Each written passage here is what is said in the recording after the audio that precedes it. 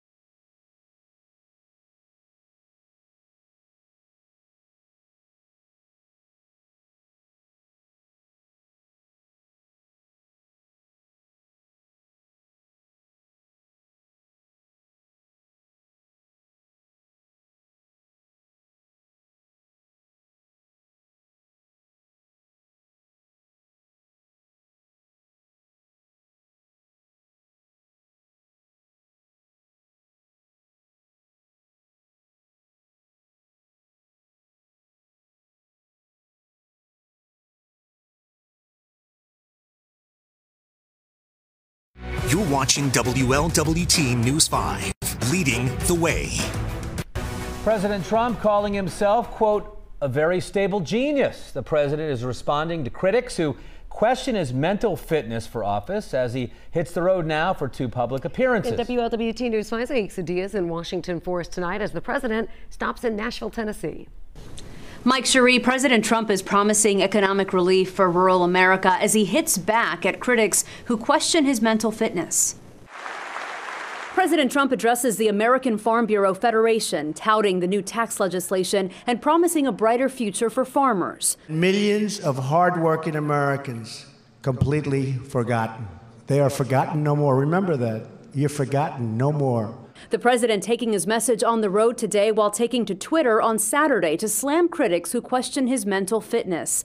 Just days after the release of a controversial new book about the Trump White House, the president tweeted, "Actually, throughout my life, my 2 greatest assets have been mental stability and being like really smart." The president doesn't do himself any favors when he addresses the rumors about his mental health. Got a lot of work done, a lot of great work for the people. After spending the weekend at Camp David with party leaders, President Trump says Republicans are very well prepared for the coming year. Congress must pass a budget before the end of next week to avoid a government shutdown. Republicans want to talk about their agenda. They don't want to talk about the personal health of Donald Trump. And tonight, President Trump is attending the college football national championship game. The White House says the teams playing, Georgia and Alabama, are from deep in the heart of Trump country. In Washington, Aixa Diaz, WLWT News 5.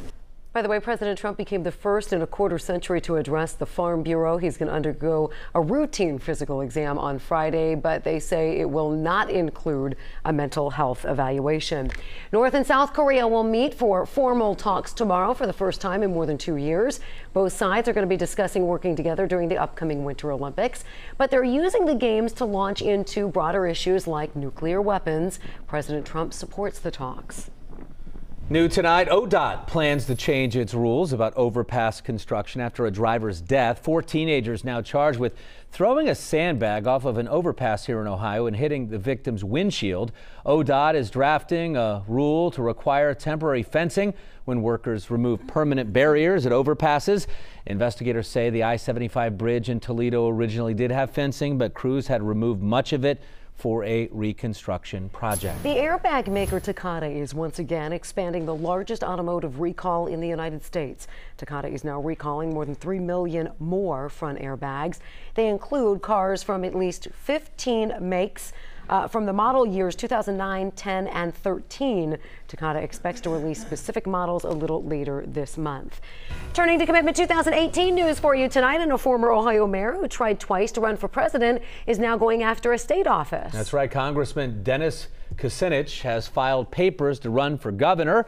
He would join at least half a dozen others vying for the Democratic nomination. The Republican field could change after Treasurer Josh Mandel ended his run for Senate. Luckily, I woke up late enough and got on the roads late enough this morning that I didn't have any problems. Did you? I did not, but of course the buses and the superintendents and the people out early, they saw exactly what the buses were going to be running into, so a lot of cancellations, just as you predicted, Kevin Robinson, as we join now our chief meteorologist. Hi, Kev. Hey, good evening, Mike and Cherie. Yeah, and we're not completely out of the woods either just yet. Let's get right on over to your weather headlines because I am concerned about an overnight refreeze across the area. I'll kind of walk you through the reasons for that concern coming up here in just a moment. But we've got a midweek warm-up on the way. How about pushing 60? Getting awfully close to 60 before this week is out. However, that's just a little bit of a tease because we are a long ways away from spring. We've got another potent storm, and this could be a significant winter storm here for the end of the week and heading into the weekend. All right, radar behind me is quiet. At least we don't have to really be concerned about anything falling from the sky overnight tonight, making roadways slick. That storm system now has pulled its way into the Appalachians. Notice there's a lot of cloud cover, though, left in its wake, and that's going to stick around here through a good part of the night. In fact, let me take you over here to Carew Tower right now. You can kind of see the low cloud ceilings. Kind of gives that fuzzy look to your television screen. Right now, officially at the airport, we're safely above freezing at 37 degrees. Here's the problem, though. I want you to look at the humidity. It's 100%. Winds are also on the light side. I'll explain why that's trouble here. Temperatures right now safely above freezing for the majority of the area. However, if you've been out and about this afternoon, this evening so far. You've noticed, especially on the secondary roads, the side streets, you still can see that thin coating of ice left over from this morning. That lets me know that while we are above freezing right now across most of the area, including within the 275 loop, that lets me know that overall ground conditions have not warmed up that much. So despite the clouds we've had in place today, we still are able to get just enough sunlight through to help keep roads primarily wet during the day. That changes tonight. Once we lose the sun after 8 or 9 o'clock, I do believe that we start to run into problems with refreeze in areas of black ice overnight and for your commute tomorrow. The next couple of hours, you're in good shape, though. Gloomy conditions, maybe a little bit of drizzle out there with temperatures in the 30s. Check out Futurecast temperatures here, and I'll walk you ahead in time. Notice by 9:30, north of the Ohio River, temperatures have fallen back below freezing. By midnight, the entire area is just about below freezing, and by the time you wake up in the morning, everyone's going to be down into the middle and upper 20s. So again, I certainly suspect there will be more problems again tomorrow morning, especially in terms of black ice across the area. If we see any breaks in the clouds tonight, we also could have to contend with a little bit of fog as well. We'll drop to 27 by morning. And then for tomorrow, after a kind of a gloomy start, we'll see some sun peaks by afternoon. Cool will climb to about 42. Here's a look at your day planner.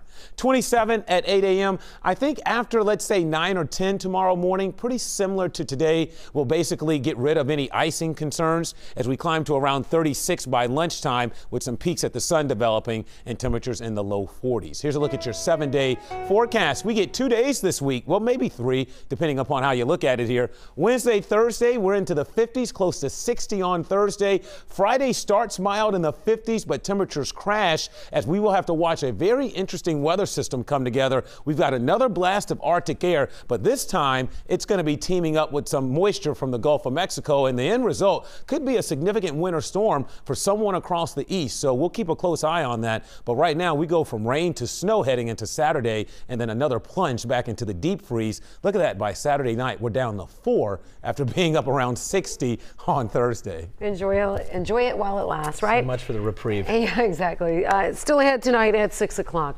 Cincinnati leaders targeting violent intersections. WLWT News 5 investigates how research helped a new program and the changes in 2 local neighborhoods since it started. But first, a former attorney's home is now on the market. The new listing for Stan Chesley's Chateau in Indian Hill. It is stunning. You're watching Cincinnati's WLWT.